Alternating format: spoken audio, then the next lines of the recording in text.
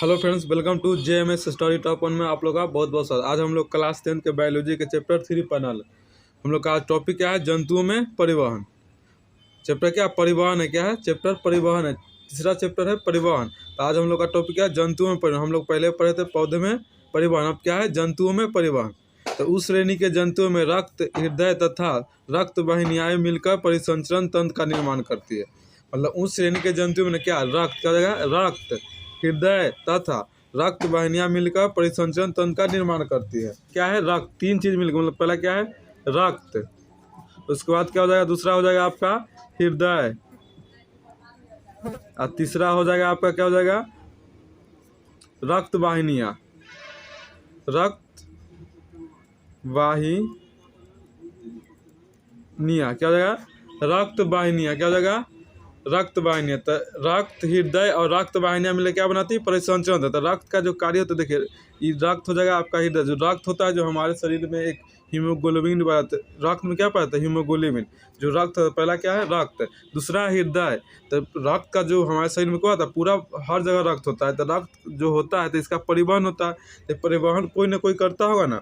तो देखिए परिवहन करने से पहले इसको कोई पंप लगाता है। हृदय क्या करता है? रक्त को क्या करता है? पंप देता है, मतलब धक्का मारता है, धक्का देता है। इसलिए ना रक्त एक जगह से दूसरी जगह जाता है। तो रक्त ये बोले हृदय क्या करता है? पंप करने का कार्य करता है। तो रक्त वाहिनी क्या होता है? रक्त वाहिनी जो हमारे शरीर में जो नस होता है ना, वही होता है जो रक्त वाहिनी। मतलब रक्त का जो रास्ता होता है ना, इसी नली द्वारा, मतलब रक्त वाहिनियाँ द्वारा ही होकर रक्त क्या करता है?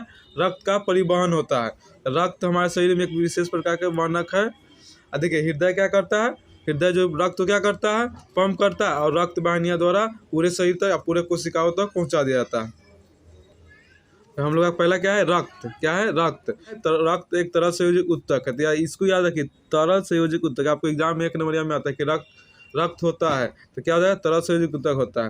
क्षारीय है क्या? यह लाल रंग का गाढ़ा क्षारीय पदार्थ है। जो क्षारीय है ना, तो इसका मतलब इसका पीएच मान क्या हो जाएगा? रक्त का जो पीएच मान होता है ना, 7 से अधिक होगा। रक्त का पीएच मान कितना हो जाएगा? क्षारीय है ना, क्षारीय पदार्थ का क्या होता है? पीएच मान 7 से अधिक होता है। इसलिए रक्त का पीएच मान 7 से अधिक होगा। तो 7 से अधिक कितना होता है? 7.4 होता है। कितना होता है? रक्त का पीएच मान कितना होता है? 7.4 होता है। क्या है? रक्त की संरचना। रक्त के 2 प्रमुख घटक होते हैं। मतलब रक्त की संरचना, तो रक्त के कितने घटक होते हैं? तो रक्त के 2 प्रमुख घटक। तो पहला क्या है? रक्त के तरल भाग। क्या है? रक्त के तरल भाग प्लाज्मा या प्लाविका कहलाती है। जो रक्त का तरल भाग होता है उसे क्या कहते हैं? रक्त के तरल भाग प्लाज्मा या प्लाविका कहलाता है। रक्त के ठोस भाग जिसमें लाल रक्त कोशिकाएं, श्वेत रक्त कोशिकाएं तथा रक्त पट्टिकाणु होते हैं। तो यार रक्त में देखिए रक्त होता है, तो रक्त में होता है एक लाल रक्त कोशिका होता है, श्वेत रक्त कोशिका होता है और रक्त पट्टिकाणु। तो तीनों मिलकर रक्त बनता है। तो रक्त में क्या होता है? लाल रक्त कोशिकाएं होती है, श्वेत रक्त कोशिकाएं और रक्त पट्टिकाणु होती है। लाल रक्त कोशिकाएं, इसको क्या करते हैं? RBC, red blood cell. क्या होगा? Red blood cell. इसको आपको पूछता है कि लाल रक्त कोशिका का फुल फॉर्म क्या? तो क्या बोले? आरबीसी का क्या होता है? तो रेड ब्लड सेल हो जाएगा। क्या हो जाएगा? Red blood cell. और श्वेत रक्त कोशिकाएं डब्ल्यूबीसी। क्या हो जाएगा? डब्ल्यूबीसी हो जाएगा व्हाइट ब्लड सेल, रक्त ब्लड प्लेटलेट्स। तो आपको ये नहीं पूछता, ये दोनों में से पूछा है कि श्वेत रक्त कोशिका को क्या कहते हैं? तो डब्ल्यूबीसी। लाल रक्त कोशिका क्या कहते हैं? आरबीसी। याद रखें इसको। तो ठोस भाग क्या होता है? ठोस भाग। तो रक्त का ना ठोस भाग कितना % होता है? 45%। और शेष से बच्चा से क्या हो जाएगा? 55%। रक्त का तरल भाग क्या हो जाएगा? रक्त का तरल भाग प्लाज्मा कहलाता है। जो तरल भाग होता है कितना है? 55%। मतलब प्लाज्मा कितना % होता है? रक्त में प्लाज्मा कितना होता है? 55% होता है। कितना होता है? 55% होता है रक्त का प्लाज्मा जो भाग होता है 55%। और ठोस भाग जो होता है जिसमें लाल रक्त कोशिका, श्वेत रक्त कोशिका और रक्त तीनों मिलकर क्या कितना होता है? 45% होता है। क्या है? प्लाज्मा। यह हल्के पीले रंग का चिपचिपा द्रव है। प्लाज्मा क्या? यह हल्के पीले रंग का चिपचिपा द्रव है जो आयतन के हिसाब से पूरे रक्त का कितना है? 55% होता है। जो रक्त होता है ना, भले प्लाज्मा जो होता है ना, पूरे रक्त का कितना % होता है? 55% होता है, जो हम ऊपर बताए थे यहाँ पर। क्या है? इस जो रक्त होता है ना, कितना है? 55। प्लाज्मा क्या होता है? 55% होता है। 55% प्लाज्मा में 90% क्या होता है? आपका जल होता है। क्या होता है? 90%। मतलब प्लाज्मा में से 90%, रक्त में से नहीं। क्या होता है? रक्त में प्लाज्मा कितना होता है? 55%, लेकिन 55% जो प्लाज्मा होता है ना, वो 55% में 90% क्या होता है, जल होता है, 7% क्या होता है, प्रोटीन होता है, 0.18% ग्लूकोज, 0.9% लवण क्या हो जाएगा, लवण, और 0.5% वसा तथा शेष अन्य भाग होते हैं। क्या होता है, शेष अन्य।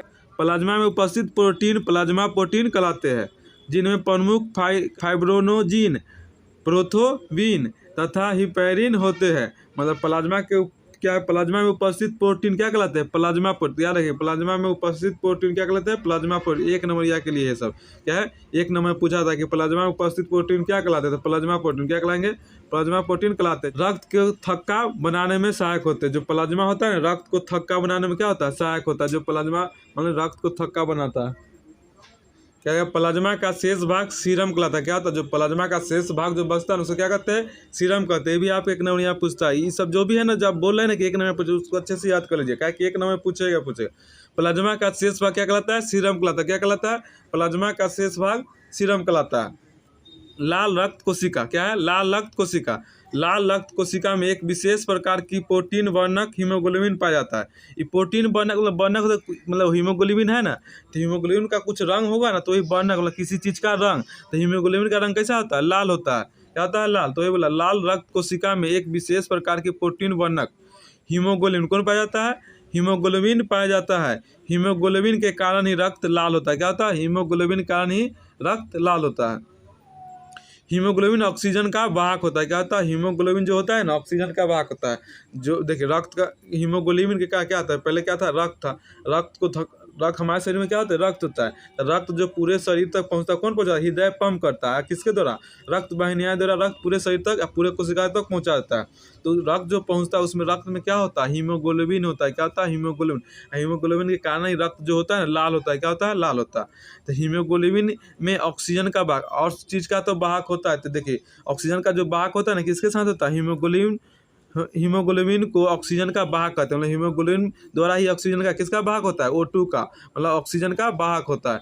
तो ऑक्सीजन का वाहक किसके द्वारा होता है, याद रखिए, ऑक्सीजन का वाहक करता है, कौन करता है, हीमोग्लोबिन।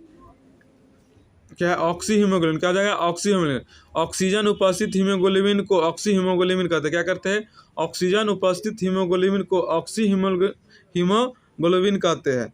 जिसमें ऑक्सीजन उपस्थित है उसे याद रखिए, कभी कभी 2 नंबर पूछता है, ये 2 नंबर का आते हैं। मतलब एक छोटा, बहुत छोटा डिफिनीशन, मतलब ऑक्सी हीमोग्लोबिन मतलब क्या है, ऑक्सी मतलब ऑक्सीजन, हीमोग्लोबिन होता है ना, तो ऑक्सीजन उपस्थित हीमोग्लोबिन कहते हैं ऑक्सी हीमोग्लोबिन। क्या यहीं से याद कर, देखिए, ऑक्सी मतलब क्या होगा, ऑक्सीजन। हीमोग्लोबिन क्या है, हीमोग्लोबिन जो रक्त में पाया जाता है। तो ऑक्सीजन उपस्थित हीमोग्लोबिन को क्या कहते हैं, ऑक्सी हीमोग्लोबिन। तो वही बोला, ऑक्सीजन उपस्थित हीमोग्लोबिन को ऑक्सी हीमोग्लोबिन कहते हैं। कार्बोक्सी हीमोग्लोबिन क्या है, कार्बोक्सी। तो देखिए, कार्बोक्सी मतलब कार्बन होता है। क्या होता है, कार्बन डाइऑक्साइड। तो कार्बन डाइऑक्साइड उपस्थित हीमोग्लोबिन को क्या कहते हैं, कार्बोक्सी हीमोग्लोबिन। तो कार्बन डाइऑक्साइड उपस्थित हीमोग्लोबिन को कार्बोक्सी हीमोग्लोबिन कहते हैं। जिसमें याद है कि ऑक्सीजन उपस्थित हीमोग्लोबिन क्या कहते हैं, ऑक्सी हीमोग्लोबिन कहते हैं। कार्बन डाइऑक्साइड CO2 उपस्थित होता है ना, जिस रक्त में CO2 उपस्थित उसे क्या कहते हैं, कार्बोक्सी। क्या याद है कि जिस रक्त में CO2 उपस्थित क्या कहते हैं, कार्बोक्सी हीमोग्लोबिन। मतलब जिस हीमोग्लोबिन में क्या होता है, जिस हीमोग्लोबिन में ना CO2 उपस्थित उसे कहते हैं कार्बोक्सिक हीमोग्लोबिन, और जिस हीमोग्लोबिन में ऑक्सीजन उपस्थित क्या कहते हैं, ऑक्सीजन हीमोग्लोबिन। श्वेत रक्त कोशिकाएं, श्वेत रक्त कोशिकाओं में हीमोग्लोबिन जैसे वर्णक नहीं होते। क्या होता है, जो श्वेत रक्त कोशिका में होता है ना, हीमोग्लोबिन जैसे वर्णक नहीं होते। मतलब श्वेत रक्त कोशिका में क्या नहीं होता, हीमोग्लोबिन नहीं पाया जाता। याद रखिए, श्वेत जो रक्त होता है ना, उसमें क्या नहीं पाया जाता, हीमोग्लोबिन नहीं पाया जाता है। जिसके कारण यह रंगहीन होते। क्या होते हैं, श्वेत रक्त कोशिका क्या होते हैं, रंगीन होते हैं, रंगीन होती है। इनकी संख्या लाल रक्त कोशिकाओं की अपेक्षा अत्यंत कम होती है। मतलब श्वेत रक्त कोशिका में हीमोग्लोबिन जैसे वर्णक नहीं पाए जाते, जिसके कारण यह रंगीन होते हैं। इनकी संख्या लाल रक्त कोशिका की अपेक्षा अत्यंत कम होती है। क्या होता है, इनकी जो संख्या होती है ना, लाल रक्त कोशिका की संख्या की अपेक्षा क्या होती है, कम होती है। याद रखिएगा, श्वेत रक्त कोशिका लाल रक्त कोशिका से क्या होती है, कम होती है। तो इनकी संख्या ना कम होती है, किसकी अपेक्षा, लाल रक्त कोशिका की अपेक्षा होती है। रक्त पट्टिकाणु। तो रक्त पट्टिकाणु रक्त को थक्का बनाने में सहायक होता है। यह बिंबाणु या थ्रोम्बोसाइट भी कहलाते हैं। तो रक्त पट्टिकाणु को थ्रोम्बोसाइट या बिंबाणु भी कहते हैं। तो रक्त पट्टिकाणु क्या कहते हैं, रक्त पट्टिकाणु रक्त को थक्का बनाने में सहायक होते हैं। यह बिंबाणु या थ्रोम्बोसाइट कहलाते हैं। जो रक्त को थक्का बनाने कौन सहायक होता है? रक्त पटकानु। क्या होता है? रक्त पर। मान लीजिए देखिए रक्त जो पटकाने की जो कमी होता है ना, जिस क्या हो जाएगा? रक्त पटकाने का मान लो एक मनुष्य के शरीर में रक्त पटकाने कितना 5 लाख के करीब होता है। 5 लाख के करीब में क्या होता है? रक्त पटकाने होता है। 5 लाख के करीब में कितना होता है? रक्त पटकान एक मनुष्य के शरीर में होता है। अगर रक्त पटकान किसी के शरीर में अगर डेली कम जाता है, मतलब 1 लाख या 50 लाख के करीब में कमता है, तो उससे क्या होता है? इसको ना डेंगू होने के चांस ज़्यादा होते हैं। जो डेंगू के व्यक्ति होते हैं उसमें क्या कम जाते हैं? रक्त पटकाने की कमी होती है। डेंगू के जो व्यक्ति होते हैं ना, उसमें ना रक्त पटकाने की कमी होता है। इसलिए ना अगर रक्त में क्या होता है? रक्त पटकाने श्वेत रक्त अलग अलग हो सकता है, तो वो सभी रहते हैं, लेकिन रक्त पटकाने की कमी के कारण क्या होता है?